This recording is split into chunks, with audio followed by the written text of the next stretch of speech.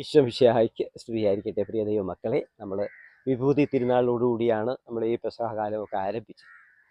അതിന് നമുക്ക് തുടക്കത്തിൽ തന്നെ നമ്മൾ സഭയുടെ ഇതനുസരിച്ച് വൈദികൻ ചൊല്ലുന്നൊരു വാക്യമുണ്ട്. മനുഷ്യ നീ മണ്ണാകുന്നു, മണ്ണിലേക്ക് മടങ്ങിയിടുന്നു. അതെ, അദ്ദേഹം ഉച്ചരിക്കുന്ന വാക്യമാണ് അല്ലേ. എന്താ പറഞ്ഞിരിക്കുന്നത്? മനുഷ്യ നീ പൊടിയാകുന്നു, പൊടിയിലേക്ക് തന്നെ നീ പിന്തിരി. നമ്മളെല്ലാവരും മണ്ണിൽ നിന്നും എടുത്ത് അതിൻ്റെ മനുഷ്യനെ മെനഞ്ഞെടുത്തുകൊണ്ട് അവൻ്റെ നാസാരന്ധ്രത്തിൽ ജീവശ്വാസമൂതിയ കർത്താവ് മനുഷ്യ മക്കളെ മണ്ണിലേക്ക് മടങ്ങി വരുവിൻ എന്ന് പറഞ്ഞുകൊണ്ട് കർത്താവ് തന്നെ ജീവൻ തിരിച്ചെടുക്കും. ലഹരി ഉപയോഗിക്കുക, ലഹരി പദാർത്ഥങ്ങൾ ലഹരി ഉപയോഗിക്കുന്നത് ഏറ്റവും പ്രധാനപ്പെട്ടതാണ്.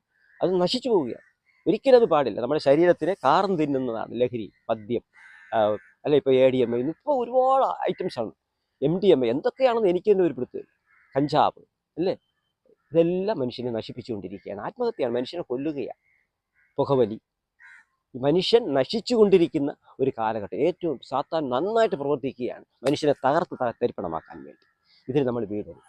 ഇവിടെ നമ്മൾ വളരെ വ്യക്തമായിട്ട് സഭ പഠിപ്പിക്കുന്ന കാര്യങ്ങൾ, മനുഷ്യ നീ പൊടിയാകുന്നു, പൊടിയിലേക്ക് തന്നെ നീ പിന്തിരിയും എന്ന് പറഞ്ഞുകൊണ്ട് ചാരം ചാർത്തി കൊണ്ട് നമ്മൾ മുന്നോട്ട് വിഭൂതി തിരുനാൾ ആരംഭിക്കുകയാണ്. പെസഹകാലത്തിലേക്ക് നമ്മൾ കടക്കും.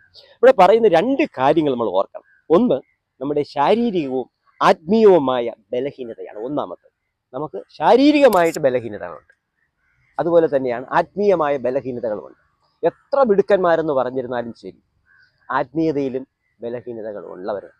വൈദികരായാലും സന്യസ്തരായാലും ആത്മാരായാലും ആരായാലും എല്ലാവർക്കും ബലഹീനത, കാരണം എല്ലാവരും മനുഷ്യരാണ്. അതുപോലെ തന്നെയാണ് നമ്മുടെ ശരീരത്തെ നിയന്ത്രിക്കുവാൻ സാധിക്കുന്നത് ആത്മസംയമനം എന്ന് പറയും, അല്ലെങ്കിൽ ഇന്ദ്രിയ ജയം എന്നൊക്കെ പറയും. അത് പരിശുദ്ധാത്മാവിൻ്റെ അഭിഷേകം ലഭിച്ചവർക്ക് മാത്രമേ പറ്റത്തുള്ളൂ അല്ലേ. പരിശുദ്ധാത്മാവ് വന്നു കഴിയുമ്പോൾ സ്നേഹം, സന്തോഷം, സമാധാനം, ദയ, പരോപകാരം, സൗമ്യത, വിശ്വസ്തത, ആത്മസംയമനം, ദീർഘക്ഷമ. ആത്മസംയമനം എന്ന് പറയുന്നതാണ് ഇന്ദ്രിയ ജയം എന്നൊക്കെ പറയും. അത് എല്ലാവർക്കും ഒന്നും കിട്ടത്തില്ല. എത്ര മിടുമിടുക്കന്മാരായിരുന്നാലും ദൈവവചന കലക്കി കുടിച്ചിരിക്കുന്നു എന്ന് പറയും. പക്ഷേ ചില സമയങ്ങളിൽ അവൻ ബലഹീനനാണ്. അവൻ്റെ ശരീരത്തെ പിടിച്ചു നിർത്തുവാൻ അവന് സാധിക്കത്തില്ല. അത് നമ്മൾ ഏറ്റവും അറിഞ്ഞില്ല. അത് എപ്പോഴും ചെയ്യണം. വിശുദ്ധന്മാർ പോലും അങ്ങനെ ആയിട്ടുണ്ട്, അവർക്ക് സാധിച്ചിട്ടില്ല. അവർ അവസാനം ചാട്ടവാറെടുത്തിട്ട് ശരീരത്തിൽ അടിച്ചും പിടിച്ചും ഒക്കെ ചെയ്ത വിശുദ്ധന്മാരുണ്ട്, തറയിൽ കിടന്ന് ഉരുണ്ട്. അങ്ങനെ എത്രയോ വിശുദ്ധന്മാർ സഭയിലുണ്ട്. എല്ലാം അവരുടെ പാഠങ്ങൾ നമുക്ക് തരുന്നത് നമ്മളും അത് കണ്ട് മനസ്സിലാക്കി നേർവഴിയിലൂടെ നടക്കുന്നതിന് വേണ്ടിയാണ്. അപ്പോൾ ശാരീരികമായും ആത്മീയമായിട്ടും ബലഹീനത മനുഷ്യനുണ്ട്. പിന്നെ അടുത്ത് പറയുന്നത് ഹ്രസ്വകാല ജീവിതമാണ് ഇഹത്തിൽ നമുക്കുള്ളത് എന്നുള്ളത് നമ്മൾ തിരിച്ചറിയണം. കുറച്ചു കാലം, 70 അല്ലെങ്കിൽ 80 സംവത്സരം ഇത്രയേ ഉള്ളൂ എന്നുള്ളതിനെ കുറിച്ചുള്ളൊരു ബോധ്യം നമുക്കുണ്ടാകും. ഇത് മനസ്സിലാക്കിയിട്ട് വേണം നമ്മൾ നോമ്പ് കാലത്തിലേക്ക് കടക്കുക. അല്ലാതെ എടുത്തു ചാടി ഉപവാസം അല്ലേ, ഒരു 2 ദിവസം ഉപവസിക്കുന്നു, വെള്ളിയാഴ്ച ഉപവസിക്കുന്നു, പിന്നെ അതിൽ നിന്ന് കിട്ടുന്നത് കൊടുത്ത് മറ്റൊരു കൊടുക്കുന്നത് മാത്രമൊന്നും, അതുകൊണ്ടത് മാത്രം നമുക്ക് വിശുദ്ധിയിലേക്ക് കടക്കണമെന്നില്ല. അത് നമ്മൾ അറിഞ്ഞിരിക്കേണ്ട ഏറ്റവും തപസ് കാലം നമ്മൾ ഫലസമൃദ്ധമാക്കി തീർക്കാൻ സഭാമാതാവ് വളരെ മുഖ്യമായിട്ട് 3 കാര്യങ്ങൾ നിർദ്ദേശിക്കുന്നുണ്ട്. അതൊന്ന് നമ്മൾ മനസ്സിലാക്കിയിരുന്നാൽ നല്ലതാണ്. കാരണം BCCയിലൊക്കെ അത് പഠിപ്പിച്ചു തന്നിട്ടുള്ള കാര്യങ്ങളാണ് ഞാൻ നിങ്ങളോടും ഷെയർ ചെയ്യുന്നത്. നോക്കുക, എന്താണ്? പ്രാർത്ഥനയ്ക്ക് കൂടുതൽ സമയം ചെലവഴിക്കും. കൂടുതൽ സമയം നമ്മൾ എപ്പോഴും രാവിലെ എഴുന്നേറ്റ ഉടനെ ഒരു പ്രാർത്ഥനയുണ്ട്, കിടക്കയിൽ തന്നെ എഴുന്നേറ്റ് പ്രാർത്ഥന. അത് കഴിഞ്ഞ് നേരെ കുടുംബ പ്രാർത്ഥന. അത് കഴിഞ്ഞ് ഉച്ച സമയത്ത്, ഭക്ഷണ സമയത്തൊക്കെ നമ്മൾ പ്രാർത്ഥിക്കുന്നുണ്ട് അല്ലേ. പിന്നെ വൈകുന്നേരം ത്രിസന്ധ്യാ ജപം. അത് കഴിഞ്ഞ് കുടുംബ പ്രാർത്ഥന. ഇതിന് പുറമേ പ്രാർത്ഥന വേണമെന്നാണ് പറയുന്നത്. ഇതിന് പുറമേ ഉള്ള പ്രാർത്ഥനയും നമുക്ക് ആവശ്യമാണ്. അത് ഏറ്റവും പ്രധാനപ്പെട്ടതാണ്. നമ്മൾ കൂടുതൽ സമയം പ്രാർത്ഥനയിൽ ചെലവഴിക്കണം എന്ന് സഭാമാതാവ് നമ്മളെ പഠിപ്പിക്കുകയാണ്. നോക്കുക, രണ്ടാമത് പറയുകയാണ്, ന്യായമായി നമുക്ക് അനുഭവിക്കാവുന്ന ചില സന്തോഷങ്ങൾ വേണ്ടെന്ന് വെക്കണം. അതാണ് പരിത്യാഗം എന്ന് പറയുന്നത്. അത് ചില കാര്യങ്ങളൊക്കെ ഉണ്ടെങ്കിൽ അതൊക്കെ നമ്മൾ വേണ്ടെന്ന് വെക്കുക എന്നുള്ളതാണ്. മൂന്നാമത്തത് പറയുന്നത്, ത്യാഗപൂർവം അവശനും ആവശ്യക്കാരനുമായ സഹോദരങ്ങളെ നമ്മൾ തേടിപ്പിടിച്ച് അവരെ സഹായിക്കണം. തേടിപ്പിടിക്കണം, അല്ലാതെ ആർക്ക് ചെയ്യണമെന്ന് മറ്റുള്ളവർ ചോദിക്കത്തില്ല. നമ്മൾ അറിഞ്ഞ് നമ്മുടെ സ്വന്തക്കാർക്കും ബന്ധുക്കാർക്കും മാത്രമല്ല കേട്ടോ, മറ്റുള്ളവരെ കണ്ടെത്തി അവരെ സഹായിക്കുന്ന ഒരു മനോ, ഇതൊക്കെ ഇപ്പോൾ ചെയ്തുകൊണ്ടിരിക്കുകയാണ്. പക്ഷേ ഇതുകൊണ്ട് മാത്രം ഒന്നും ആയില്ല. പേരെടുക്കാൻ വേണ്ടി ഇത് എത്ര ചെയ്യുക. BCCയിലൂടെ ആയിരുന്നാലും വിൻസെൻ്റ് ഇപ്പോൾ സൊസൈറ്റിയിലും എല്ലാ സഭയിലും മിക്ക സഭയിലും എല്ലാവരും പേരെടുക്കാൻ വേണ്ടിയാണ്. റീത്ത് വെക്കുന്നു, ഉടനെ അതിന് പേര് വെക്കുന്നില്ല. അതിലൊന്നും ഒരു കാര്യമില്ല. പേരെടുക്കാനല്ല, നിങ്ങൾ മനസ്സുകൊണ്ട് നിങ്ങളിപ്പോൾ മറ്റേ ആൾ മരിച്ചു, ഒരു റീത്ത് വെക്കണമെന്നുണ്ടെങ്കിൽ എന്തിനാണ് അവിടെ പേരെഴുതി വെക്കുന്നത്? നിങ്ങളുടെ മനസാക്ഷിയോട് ചോദിക്കുക. അപ്പം അതല്ല, ഞങ്ങൾ ചെയ്തു എന്നുള്ളത് മറ്റൊരു 10 പേരെ അറിയിക്കുക. കർത്താവ് എന്താ പറഞ്ഞത്? വലത് കൈ കൊണ്ട് കൊടുക്കുന്നത് ഇടത് കൈ അറിയരുതെന്നാണ്.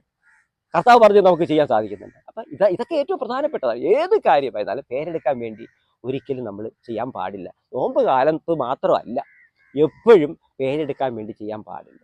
എത്രയോ പേര് ഒരു സിനിമ എടുക്കുന്നെങ്കിൽ സിനിമയിൽ അണിയറായി പ്രവർത്തിക്കുന്നവരെ നോക്കുക. പക്ഷേ ഇവിടെ അറിയപ്പെടുന്നത് ആരൊക്കെയാണ്? മമ്മൂട്ടി, മോഹൻലാൽ, നടന്മാരല്ല. പക്ഷെ അതിന് പിന്നാലെ കഷ്ടപ്പെട്ട എത്രയോ ജനങ്ങളുണ്ട്. അത് അവർ അറിയുന്നുണ്ട്. ഇതുപോലെ തന്നെ സുവിശേഷ വേലയിലും അങ്ങനെ തന്നെയാണ്.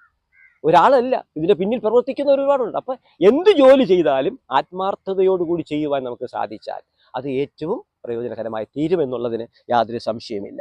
പ്രിയപ്പെട്ടവരെ ഓർക്കുക.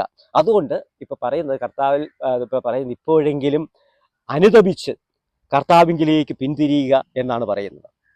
നോക്കുക, അപ്പോൾ എന്ത് ചെയ്യണം?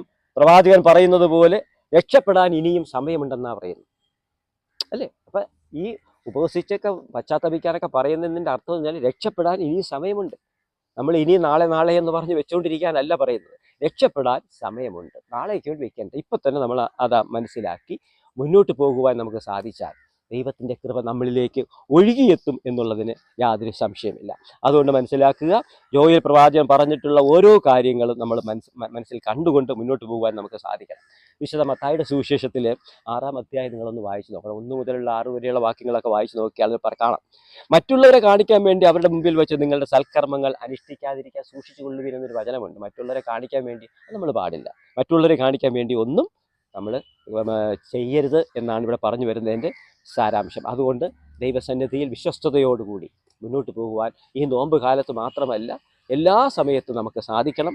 അതിനുള്ള കൃപ സർവേശ്വരൻ നമുക്ക് നൽകട്ടെ എന്ന് പ്രാർത്ഥിച്ചുകൊണ്ട് ഞാൻ ഈ എപ്പിസോഡ് ഇവിടെ അവസാനിപ്പിക്കുന്നതിന് മുന്നോടിയായിട്ട് ഒരു കാര്യം കൂടി ഞാൻ പറഞ്ഞ് അവസാനിപ്പിക്കാൻ ആഗ്രഹിക്കുകയാണ്. നമ്മൾ ദാനധർമ്മമൊക്കെ ചെയ്യുമ്പോൾ പലപ്പോഴും രഹസ്യമായിട്ട് പറഞ്ഞല്ലോ, വലത് കൈ കൊടുക്കുന്ന ഇടത് കൈ അറിയരുതെന്ന് പറയുന്നുണ്ട്. അത് വളരെ പ്രധാനപ്പെട്ടതാണ്. നമ്മൾ എപ്പോഴും അങ്ങനെയുള്ളൊരു മനസ്സ് നമുക്കുണ്ടാകണം. മത്തായിയുടെ സുവിശേഷം 7-ാം അധ്യായത്തിൽ 12-ാം വാക്യത്തിലും പറയുന്നുണ്ട്, മറ്റുള്ളവർ നിങ്ങൾക്ക് ചെയ്തു തരണമെന്ന് നിങ്ങൾ വിചാരിക്കുന്നതൊക്കെ നിങ്ങൾ അവർക്ക് ചെയ്യുവിൻ. വളരെ പ്രധാനപ്പെട്ട വചനമാണ്. ഇത് തന്നെയാണ് ന്യായപ്രമാണവും എന്ന് പറയുന്നുണ്ട്. അപ്പോൾ ദൈവവചനം എന്ന് പറയുന്നത് യഥാർത്ഥത്തിൽ നമ്മൾ ചെയ്യുന്നതാണ്. നമ്മൾ ഒരാളെ സ്നേഹിക്കണം എന്നുണ്ടെങ്കിൽ നമ്മൾ എന്ത് ചെയ്യണം? നമ്മൾ മറ്റുള്ളവരെ സ്നേഹിക്കണം. എന്നെ സ്നേഹിക്കണമെങ്കിൽ നമ്മൾ മറ്റുള്ളവരെ സ്നേഹിക്കണം. എന്നെ ആരെങ്കിലും ബഹുമാനിക്കണമെങ്കിൽ ഞാൻ മറ്റുള്ളവരെ ബഹുമാനിക്കണം, അല്ലേ? നമ്മളോട് ആരെങ്കിലും ക്ഷമിക്കണമെന്നുണ്ടെങ്കിൽ നമ്മൾ മറ്റുള്ളവരോട് ക്ഷമിക്കണം, അല്ലേ? വിശുദ്ധ അഗസ്തീനോസ് പറഞ്ഞതാണ്. എന്താണ് പറഞ്ഞത്? നിങ്ങൾ മറ്റുള്ളവരെ ക്ഷമിക്കുന്നില്ലെങ്കിൽ, മറ്റുള്ളവരെ സഹിക്കാൻ നിങ്ങൾക്ക് മനസ്സില്ലെങ്കിൽ, നിങ്ങളെ മറ്റുള്ളവരെ എങ്ങനെ സഹിക്കും? പറയുന്ന അർത്ഥം മനസ്സിലായോ? നിങ്ങൾക്ക് മറ്റുള്ളവരെ സഹിക്കാൻ സാധിക്കുന്നില്ലെങ്കിൽ നിങ്ങളെ മറ്റുള്ളവരെ എങ്ങനെ സഹിക്കും?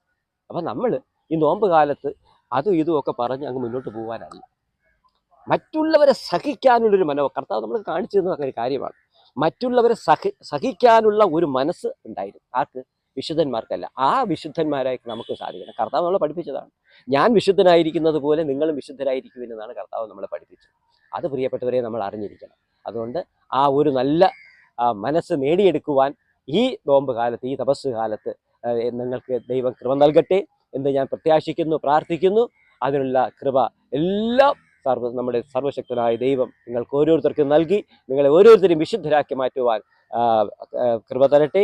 അതിന് സർവശക്തനായ ദൈവത്തിനോട് ഞാൻ പ്രാർത്ഥിക്കുകയും യാചിക്കുകയും ആശംസിക്കുകയും ഒക്കെ ചെയ്യുകയാണ്. നിങ്ങളുടെ കൃപ എപ്പോഴും നിങ്ങളുടെ പ്രാർത്ഥനയിൽ നിങ്ങൾ എന്നെയും ഓർക്കുക. അതിനായി ഞാൻ പ്രത്യേകം പ്രാർത്ഥിക്കുകയും ചെയ്യുക. പിതാവിൻ്റെയും പുത്രൻ്റെയും പരിശുദ്ധാത്മാവിൻ്റെയും നാമത്തിൽ ആമേൻ.